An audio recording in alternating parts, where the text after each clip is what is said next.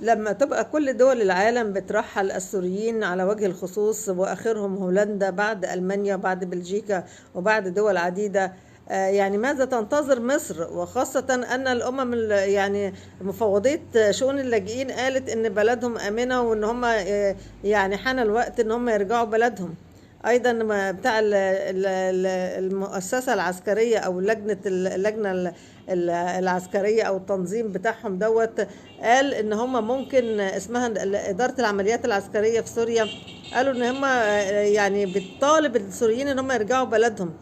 طب ما عايزين ايه تاني؟ يعني المفروض هم بعد كده احنا نساعد حتى الدولة السورية ان احنا نرجع لها المواطنين بتوعهم، لكن احنا كده مش بنساعد الدولة السورية، احنا كده بنساعد على ان الدولة تبقى مفرغة من مواطنيها.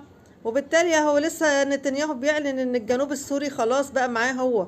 ده غير بقى القنيطرة، غير جبل الشيخ، غير فيعني ده حاجات كده يعني فوق البيع يعني. فيا ريت هم اذا كان هو ما عندوش احساس بوطنه، احنا عندنا احساس بوطننا.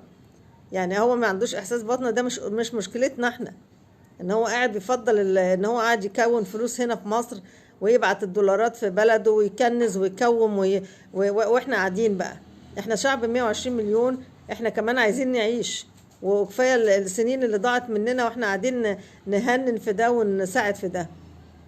وبعدين ما هياش يعني ميزه وحلاوه قوي ان احنا قاعدين نقول احنا بنعملهم زي المصريين، احنا بنصرف عليهم زيهم زي المصريين. مش من حق حد يصرف على حد من اموال المصريين زيهم زي المصري، لان اموال المصريين دي حق للمصريين فقط.